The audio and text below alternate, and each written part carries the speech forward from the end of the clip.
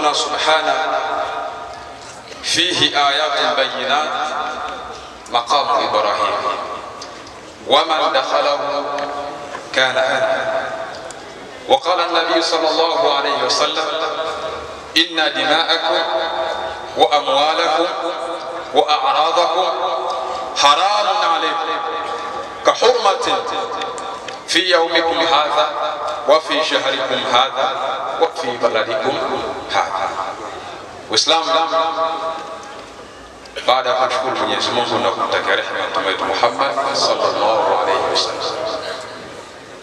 Mwenyezi Mungu Subhanahu anaueleza mji wa Maka akisema, katika mji wa Maka anayetaka kwenda ayatu bayyinat, kuna dalili za wazi. Wa man dakhalahu kana, hii ndio nukta muhimu ya kikatana kama alivyosema Sheikh. Wa man dakhalahu kana amina, yoyote atakayeingia katika mji wa Maka atakuwa na amani. Na sisi kwa sababu tuko katika nchi yetu ya Tanzania, ni lazima tuzungumze kwa amani na pia tuzungumze amani. Waislamu, amani imeelezwa katika Qur'ani tangia karne ya 17. Tangia karne ya 17 inazungumzwa amani. Tunapozungumza sisi amani ni marejeo. Mtume sallallahu alayhi wasallam akaeleza katika hadithi yake, kama sijakosea ilikuwa ni hijjatul wada, anawaambia masahaba, inna dima'akum wa amwalakum wa a'radakum haramun alaykum, kuwana kwenu nyinyi ni haramu, lakini pia kupokonyana mamlaka, kutumia mabavu ni haramu. Kisha akasema kahurmatin fi yawmikum hadha wa fi baladikum hadha wa fi shahrikum hadha. Mtume sallallahu alayhi wasallam ametaja vitu vikuu viwili, mji na siku. Mji na siku. Kusoma Balagha utaelewa maneno haya. Maana yake Mtume anajua zitafika zama watu watakuwa na mambo yenye kupelekea uvunjaji wa amani. Ndio maana akasema fi yawmikum hadha wa fi baladikum hadha wa fi shahrikum hadha,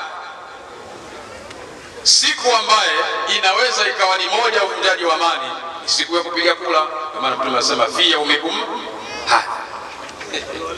Allahumma salli ala sallam. Anajua iko siku maalum inaweza ikawa ni source ya watu kwenda kuvunja amani. Kisha akasema wa fi baladikum hadha, ikiwa siku lazima ipatikane mwezi ndani yake, ukiwa mwezi lazima ipatikane sehemu. Kisha akasema wa fi baladikum hadha, katika mji wenu. Maana yake Waislamu, sisi ni Waislamu na wasiokuwa pia Waislamu, lazima tuishike tunu ya amani. Nimesikia hapa yuko mheshimiwa wetu wa mkoa. Waislamu sisi tumesifiwa sana kuhusiana na amani.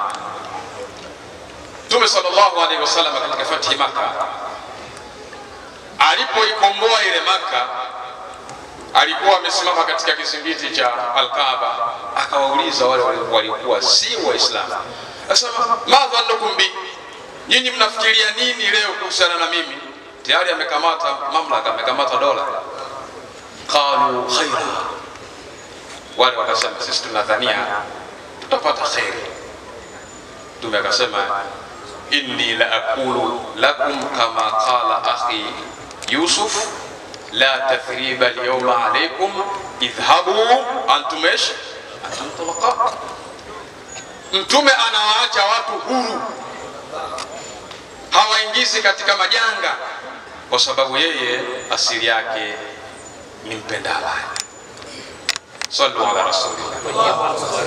Allahu rabbi la uridu siwahu, hal fil wujudi haqiqatan illahu, الشمس والبدر من أنواع حكمته، البر والبحر فيض من عطاياه، الناس يعصونه جهرا فيصونهم، العبد ينسى وربي ليس ينسى. السلام عليكم ورحمة الله وبركاته. وعليكم السلام ورحمة الله وبركاته.